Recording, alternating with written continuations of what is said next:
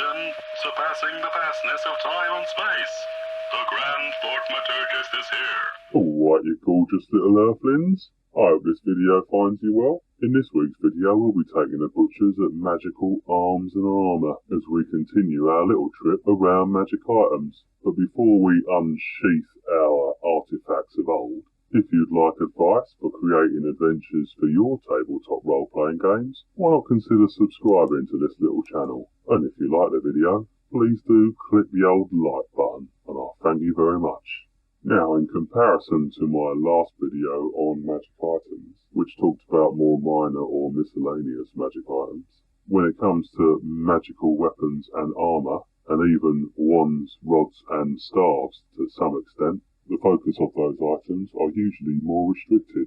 Weapons and armour of magical nature tend to be most useful on the field of battle, when lifting the magical sword from its hidden location within the depths of the dungeon. Its usage is immediately suggested by it being a sword. I mean, you could use it to open letters or spread butter over your bread, but its best usage is generally inserting it into the enemy.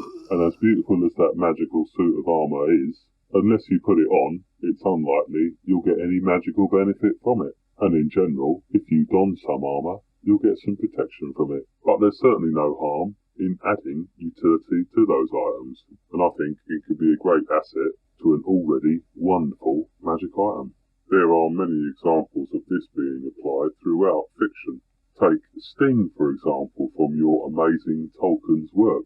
Not only did Sting perform admirably as a weapon, and magically so, it also forewarned the owner of when those stinky horrible goblins were close by glowing, and game masters can consider adding utilities such as these to their magical arms, and like wondrous items like those I mentioned in the last video, it's worth thinking about the limitations of those utilities on those weapons and armour. So that flaming sword, for instance, being a magical blade, it is assumed that the flames cause extra damage to whichever herbert it hits. But can the flames also harm the wielder of that blade? Are the flames as normal flames? Can that flaming sword set fire to things? Does it act as a torch? Is there a command word that needs to be spoken to shroud that blade in flames? Or does it happen automatically? Maybe that blade also allows protection against fire.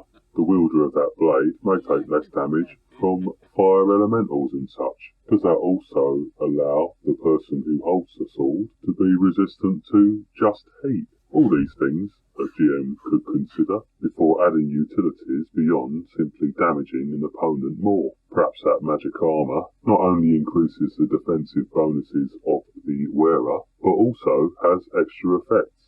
Maybe it camouflages itself to whatever the environment is, adding the ability to the wearer to nigh on disappear as long as they stay motionless.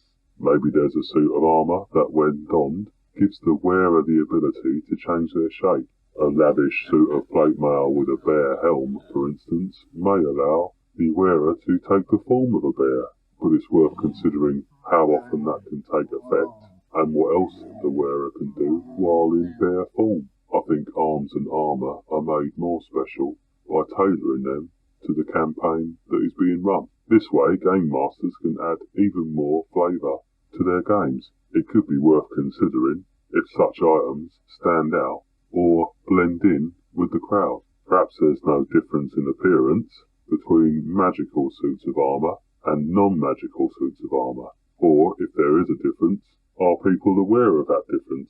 Is it well known? If there are guards defending the gates of the evil villain that your party is trying to get to, would they be able to immediately notice that that suit of plate mail being worn is actually magical? And when it comes to appearance, perhaps there are only limited resources which can be forged into such magical arms and armour. Maybe there's only certain timber that can create wands and staves. Maybe only wood collected from certain mystical trees at the centre of the elven forests can be imbued with such magical powers to become a wand or staff. Maybe the magical swords of the world have a silvery finish, or a reddish hue. Maybe magic items can be forged from absolutely anything. and you may have swords made of glass or axes of stone.